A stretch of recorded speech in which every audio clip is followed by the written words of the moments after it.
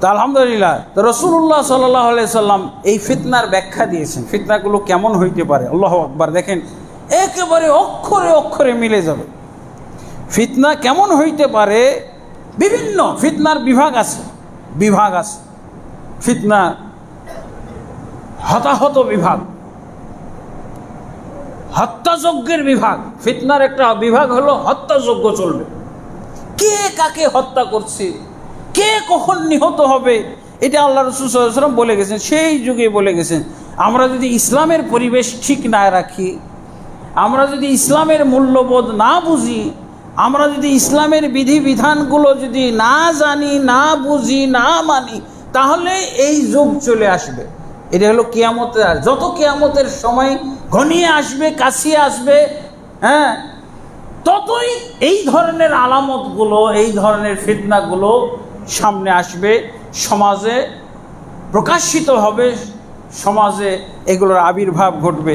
দেখেন রাসূলুল্লাহ সাল্লাল্লাহু আলাইহি ওয়াসাল্লাম কি বলছেন, ওয়াল্লাযী নাফসি বিয়াদিহি লা তাযহাবুদ দুনিয়া, যেই জাত পাকের হাতে আমার জীবন নিহত, জীবন রয়েছে, তার কসম করে বলছি, এই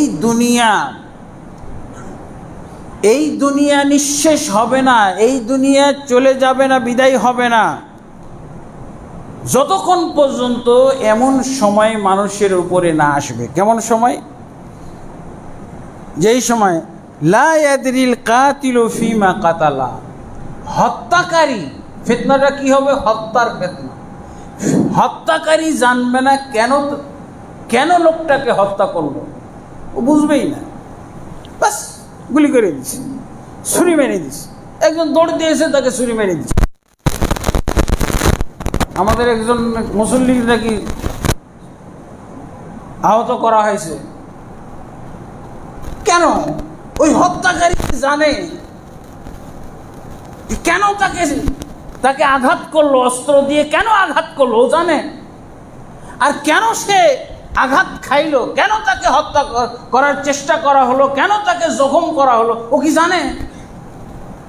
এই যে চলে আসতেছে আল্লাহ রাসূল সাল্লাল্লাহু আলাইহি ওয়াসাল্লামের হাদিসে চলে আসছে, ওয়ালাল মাকতুলু ফিমা কুতিলা, নিহত ব্যক্তি বলতে পারবে না কেন তাকে হত্যা করা হয়েছে। যেই শিশুটা বাবার সাথে খেলতেছিল, যেই শিশুটা বিছানার ঘরের মধ্যে ঘর দরজা জানালা লাগিয়ে বাচ্চা নিয়ে হয়তো আনন্দ ফুর্তি করতেছিল, এই সময় এসে ও কি জানে নাকি ফিমা কুতিলা, কেন, কি কারণে তাকে হত্যা করা হয়েছে? এগুলো কিন্তু আমরা আজকে খুব, এই প্রশ্নগুলো ব্যাপকভাবে সামাজিক যোগাযোগ মাধ্যমে, সংবাদের মাধ্যমে, বিভিন্ন বক্তাদের বক্তব্য বিবৃতির মাধ্যমে শুনতেছি না, কেন হত্যা করা হলো, কেন কেন কেন, এগুলো শুনতেছি না। এটা আল্লাহ রাসূল বলে রেখেছেন। হ্যাঁ, এরকম প্রশ্ন আসবে, এরকম মানুষ বুঝবে না, এর নাম হলো ফিতনা। ফিমা কুতিলা, মাকতুল বুঝবে না কেন তাকে হত্যা করা হলো।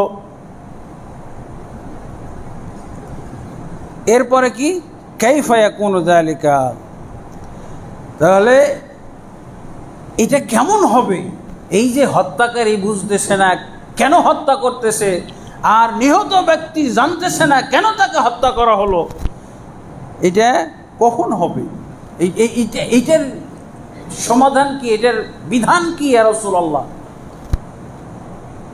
আল্লাহ রাসূল সাল্লাল্লাহু আলাইহি ওয়াসাল্লাম বলছেন, যদি মুসলিম হয় তাহলে আল কাতিলু ওয়াল মাকতুলু কিলাহুমা ফিন্নার, কাতিল মাকতুল, হ্যাঁ, এটা হলো একটা অবস্থা, হত্যাকারী এবং নিহত ব্যক্তি উভয়ই জাহান্নামী। এইটার অবশ্য ব্যাখ্যা আর এক হাদিসে এসেছে, ইজাল তাকাল মুসলিমান বিসাইফিহিমা ফাল কাতিল ওয়াল মাকতুলু কিলাহুমা ফিন্নার, যখন দুইজন মুসলিম ব্যক্তি তলোয়ার নিয়ে এক অপরের সাথে লড়াই শুরু করবে, তা আল্লাহ রাসূল সাল্লাল্লাহু আলাইহি ওয়াসাল্লাম বলছেন উভয়ই জাহান্নামী। নিহত ব্যক্তি জাহান্নামী আর হত্যাকারী ব্যক্তিও জাহান্নামী। তো সাহাবীরা জিজ্ঞেস করলেন, ইয়া রাসূলুল্লাহ, হাযাল কাতিল ফামা বালুল মাকতুল, ইয়া রাসূলুল্লাহ, আমরা তো বুঝতেছি যে হত্যাকারী জাহান্নামী, এটা তো বুঝতেছি, মাথায় আসতেছে, কিন্তু নিহত ব্যক্তি কেন জাহান্নামী হবে? আল্লাহ রাসূল সাল্লাল্লাহু আলাইহি ওয়াসাল্লাম বলছেন, কানা হারিসান আলা কাতলি আখিহি, এই যে নিহত ব্যক্তি, এর একটা আশা ছিল যে সে তার প্রতিপক্ষকে হত্যা করবে, এই জন্য নিয়তের কারণে তাকে সে জাহান্নামে যাবে, উভয়ই জাহান্নামে। নিহত ব্যক্তি আহত ব্যক্তি উভয় জাহান্নামে। মুসলিম না, আমাদের দেশের 95% তো মুসলমান, তাই না? 95% মুসলিম অধ্যুষিত মানুষ। এই যে হতাহতগুলো হচ্ছে, এটা সব মুসলমানের ভিতরে, মুসলমানের মধ্যে।